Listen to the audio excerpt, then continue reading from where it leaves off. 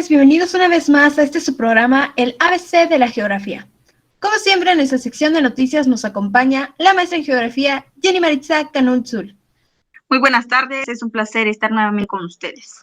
Y como invitada especial el día de hoy, mi estimada Valentina, tenemos a la doctora Yaneli Noemí Correa Balam, investigadora en el campo de las ciencias sociales. Muchísimas gracias, muy buenas tardes a todos. El día de hoy tenemos un reportaje especial para todos ustedes, donde hablaremos acerca de la importancia de analizar y enseñar problemas y conflictos con base en los componentes y sus elementos. ¿Qué te parece, Ángel? Interesante, ¿no? Efectivamente, compañera Valentina, pero antes, me gustaría recordarles el podcast anterior, en donde hablábamos sobre las fronteras naturales como lo son el río Bravo al norte de nuestro país, así como los ríos al sur, de los cuales 4 se encuentran entre México y Guatemala. Esos son el Suchiate, el Cuatán, el Grijalva y el Candelaria. Y 2 entre México y Guatemala, al igual que Belice, el Usumacinta y el Hondo, así como los artificiales, el muro entre México y Estados Unidos, que empieza desde Tijuana, Baja California, hasta la zona de Laredo, Texas, con una extensión de 1,123 kilómetros. Si aún no lo escucharon, vayan y reproduzcanlo. Encontrarán esto y más en el podcast pasado, disponible en todas las plataformas de streaming. Así es. Corran a verlo, porque después de toda esta temporada se trata sobre el espacio geográfico. Esta es mi temporada favorita, la adoro. Vamos a recordar el principio del programa en el capítulo 1, cuando hablamos del espacio geográfico, donde recordemos que dijimos que se concibe como el espacio social construido, percibido y vivido y continuamente transformado por las relaciones e interacciones de sus componentes a lo largo del tiempo. ¿Y cuáles eran estos componentes? Eran específicamente 5 componentes. Tenemos los componentes naturales, los sociales, los culturales, económicos y políticos. No se olviden de esta información porque este es el eje central de nuestra temporada en nuestro podcast. Me encanta abrir con este tipo de información. Así que, ¿qué les parece si comenzamos con este tan esperado reportaje?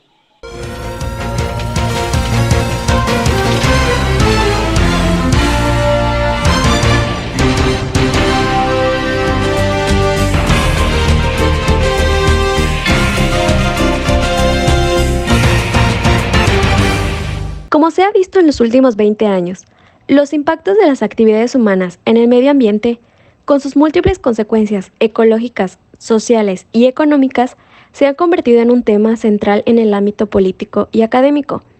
En el caso de la academia, la creciente preocupación por las interrelaciones hombre-naturaleza se refleja ante todo a través de un aumento casi inflacionario de publicaciones a partir del informe de Brundtland en 1987, antaño dominio de las ciencias naturales, sobre todo de la biología, la identificación, documentación y la evaluación de los cambios ambientales, así como el análisis de sus causas, que hoy en día forman parte de la agenda de una amplia gama de disciplinas, incluyendo la sociología, la geografía humana y las ciencias políticas, entre otras. Partiendo de la complejidad de problemáticas ambientales y territoriales, se formula la necesidad de encontrar una metodología y lenguajes comunes para realizar planteamientos interdisciplinarios. En este sentido, se defiende el análisis sistemático y la aportación de la geografía. Es así que el abordaje de conflictos geográficos actuales contribuye a generar elementos de análisis para comprender las múltiples realidades de los territorios lejanos. Juega un rol fundamental en la educación, ya que aporta una serie de elementos, conceptos, habilidades, destrezas y valores a una población que se debe enfrentar a una realidad cada día más crítica y cambiante. El quehacer de la geografía se enfoca como disciplina científica, como una forma de conocer, y la del territorio donde ocurren los diferentes hechos o fenómenos. Y un claro ejemplo de la importancia de enseñar geografía mediante problemas y conflictos es el entendimiento del riesgo ambiental que hay en el mundo, ya que las acciones humanas provocan un daño en el ambiente cada vez más alarmante. Y con la enseñanza de esto podemos afrontar los retos del espacio afectivo y del territorio político, conociendo así el medio local donde se desarrolla la vida cotidiana. Es realmente muy interesante conocer y tener presente el abordaje de estos conflictos, para el desarrollo del pensamiento crítico de los alumnos, así como de sus posibles soluciones. Efectivamente, Valentina, y aunque no cabe duda que se ha progresado con respecto a la especificación de los objetivos del desarrollo sustentable, así como la medición y evaluación de las repercusiones ecológicas y socioeconómicas de las actividades humanas, aún existen deficiencias notables en cuanto a la instrumentación de dicho paradigma. Están las que solo pueden ser superadas a través del cuidadoso análisis de las estructuras de poder subyacentes, así como de los conflictos entre los diferentes grupos sociales involucrados en el uso de los recursos naturales. Hoy en día, con base en mi experiencia como maestra de geografía, puedo decir que los conflictos que interpelan la vida cotidiana de los ciudadanos de diferentes territorios representa el interés de estudio de la geografía. Por ello, como docentes e investigadores, trabajar para establecer el diálogo entre la producción de conocimiento y su aplicación a la enseñanza constituye la brújula para promover aprendizajes pertinentes. Pues como hemos de saber, entre los propósitos de enseñanza de las ciencias sociales se encuentra la formación integral de los ciudadanos. Entonces, si consideramos que una comunidad humana es un sistema, los elementos que la conforman son personas, individuos integrados en parejas, familias, colegios, oficinas, etc. Dentro de ese mismo sistema podemos decir que la conforman igualmente elementos materiales tangibles y concretos, como lo son las edificaciones públicas y privadas, vías y medios de comunicación, redes de servicios públicos y todo lo que comúnmente conocemos como infraestructura física, los recursos naturales y culturales disponibles y la tecnología y los medios para su transformación. La conforman también aquellos elementos inmateriales, pero no menos tangibles y concretos, que constituyen la superestructura institucional de la comunidad: el Estado, la religión, el derecho, la tradición, la ideología, la ciencia, la política, la historia y la cultura.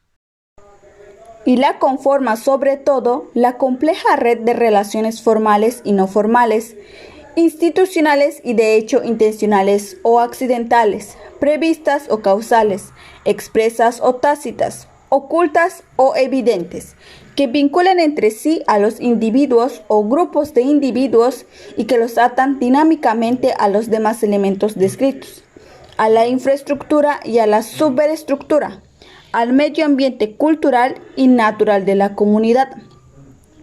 Por la existencia de esta red, podemos considerar a la comunidad como un proceso complejo. Es esta red la que le otorga vida y dinámica al sistema, la que hace que el todo comunidad sea cualitativamente superior a la suma de sus partes. De esta red surgen las aspiraciones y los temores, las potencialidades y las frustraciones, las necesidades y sus satisfactores, y el que más interesa, los conflictos y sus soluciones. Es así que la geografía como ciencia social y en su relación a su didáctica supone comenzar a transitar transformaciones en los procesos de enseñanza-aprendizaje que implican ampliar en su espectro de conocimiento hacia nuevas demandas que se vislumbran en las sociedades contemporáneas. En la actualidad, la geografía es una disciplina renovada, crítica y reflexiva que incentiva el análisis profundo de las sociedades en el contexto de la globalización. Su principal propósito es desentrañar la complejidad de los problemas del mundo real y otorgar explicaciones haciendo uso de los marcos teóricos de referencia de la ciencia y especialmente en el contexto educativo. Las clases de geografía constituyen un espacio propicio para buscar estas explicaciones y así construir y deconstruir los significados de las relaciones sociales, muchas veces conflictivas, y sus manifestaciones en la organización socioterritorial contemporánea. Por ello, considero que trabajar en torno a problemas sociales relevantes con una perspectiva de investigación escolar es una alternativa que puede contribuir a la transformación de la educación escolar y al mismo tiempo al desarrollo profesional de los docentes desde una perspectiva constructivista.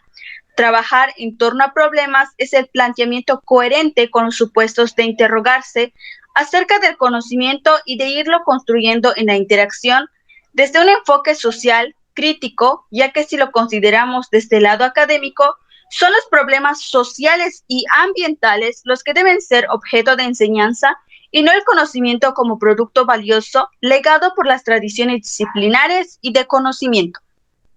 Concuerdo contigo, maestra Jenny.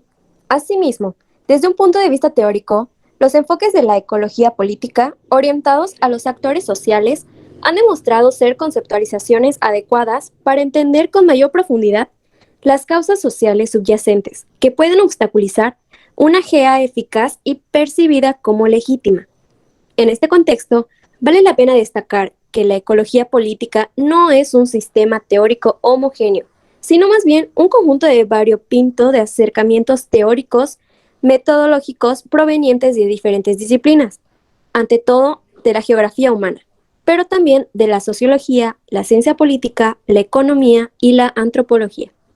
Un punto central en cualquier acercamiento político ecológico es la conceptualización e identificación de los actores involucrados, sus intereses, motivos, estrategias de acción y conflictos que con respecto al uso de recursos, lo cual es una precondición para resolver los múltiples problemas de gestión. Otro aspecto clave está relacionado con el poder del cual disponen los respectivos actores para imponer sus intereses y llevar a cabo determinadas acciones. La valoración del poder relativo de los actores también requiere especificar los diferentes tipos de poder o recursos disponibles, que un POD sintetiza bajo 6 diferentes categorías: recursos económicos, sociales, políticos, morales, de información y físicos. Los recursos económicos se relacionan con cuestiones sobre como el control, capital, trabajo y territorios, así como los bienes y servicios que se producen. Los recursos sociales corresponden al estatus social o a las disposiciones dentro de una estructura social determinada. Los recursos políticos emanan de la autoridad normativa y la administrativa del Estado y de su capacidad para asignar recursos financieros. Los recursos morales resultan de la percepción de la legitimidad de que pueden gozar algunos actores para llevar a cabo ciertas acciones. Los recursos de información representan la posesión o la capacidad de acceder o de transmitir la información. Y finalmente, los recursos físicos se basan en la fuerza física que un actor es capaz de ejercer contra otros para formar la cooperación o la conformidad. Excelente, doctora.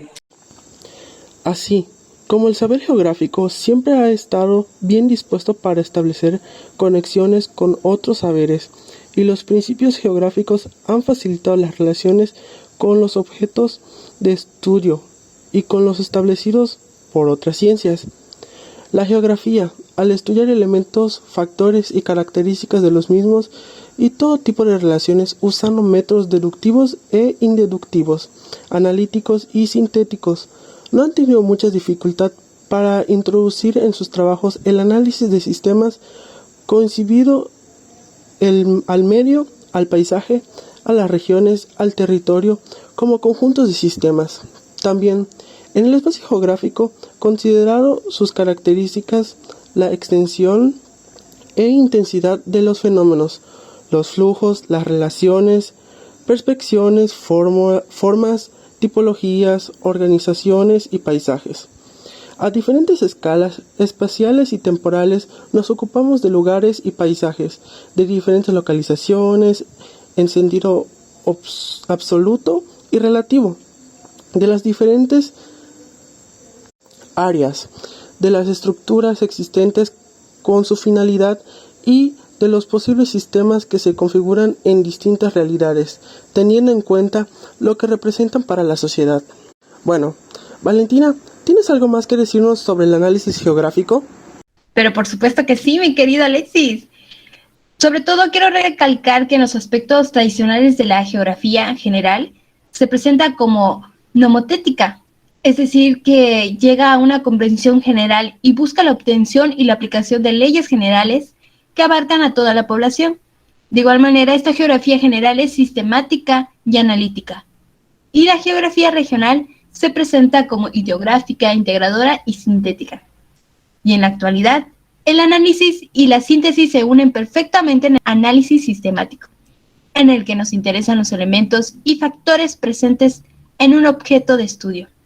Si no consideramos la globalidad de la que forman parte a través de complejas relaciones, estas van a carecer de sentido explicativo e interpretativo. Por eso es muy importante ponerles atención. De igual forma, los principios del método geográfico que seguimos utilizando y que aportamos al estudio de los elementos, características y relaciones de un sistema son los de localización, distribución, generalización, casualidad, conexión y actividad. Con esto dicho, ¿a qué conclusión llegamos, mis queridas compañeras? Para concluir, podemos decir que bajo estas perspectivas, uno como docente se pone a reflexionar si realmente está haciendo un buen trabajo, pues enseñar desde los problemas y conflictos en base a los componentes y sus elementos no quiere decir que abordar los contenidos de la geografía sean solo a nivel teórico-conceptual, sino que a partir de este enfoque se busca que los alumnos también puedan interactuar estrechamente con su entorno.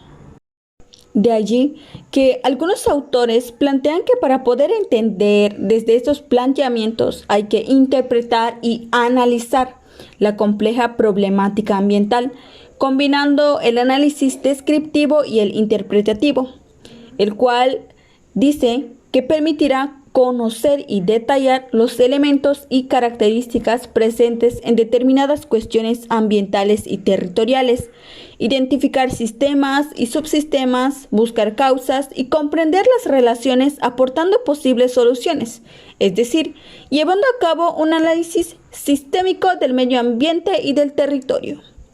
La metodología sistémica, con las aportaciones propias de la geografía, nos facilita la presencia en equipos multidisciplinares para contribuir a la resolución de las complejas problemáticas ambientales y territoriales que tienen planteadas las sociedades actuales de cara a su presente y a su futuro. Claro que sí. De ahí la razón de que la geografía y su enseñanza debería considerar como objeto de su labor educativa la explicación e interpretación de la realidad ambiental, geográfica y social, a partir del análisis sobre cómo la sociedad usa su territorio y cómo organiza su espacio geográfico al aprovechar sus potencialidades naturales. Algunos de los beneficios de abordar la situación del problema son que propicia que el alumno desarrolle una habilidad cognitiva motivacional que le permita la construcción de conciencia hacia el ambiente y la geografía. También despierta la curiosidad de que los alumnos ellos mismos puedan diseñar sus propias soluciones ante los conflictos planteados y provoca que el docente pueda detectar las necesidades a las que se enfrenta en el aula y al mismo tiempo desarrolle una estrategia. Y así concluimos el podcast de la semana. Claro que sin antes agradecer a nuestra compañera, la maestra Jenny Canún, y a la experta de la semana, Yaneli Correa, por habernos acompañado. Muchas gracias por el espacio y como siempre fue un placer haberlos acompañado el día de hoy. Muchísimas gracias, es un gusto estar aquí con ustedes. Concluido nuestro reportaje especial, vamos a pasar rápidamente a las noticias flash del día de hoy y del momento. Piden más acciones. Protestas en varios continentes contra el calentamiento global se desataron ayer. Los activistas ambientales realizaron protestas en varios continentes para demandar más acciones oficiales a fin de frenar el calentamiento global, antes de la próxima cumbre climática de la ONU en Glasgow.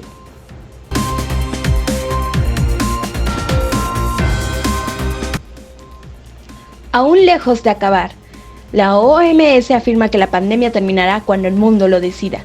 La pandemia está aún lejos de acabar, advirtió ayer Tedros Adhanom, director de la Organización Mundial de la Salud. Se mantiene el potencial de lluvias en la península de Yucatán. La semana empezará con ambiente caluroso en Yucatán, donde prevalecerá el cielo de medio nublado a mayormente nublado con potencial de lluvias por la tarde, informa el Comité Institucional para la Atención de Fenómenos Meteorológicos Extremos, CIAFEME, de la UADY.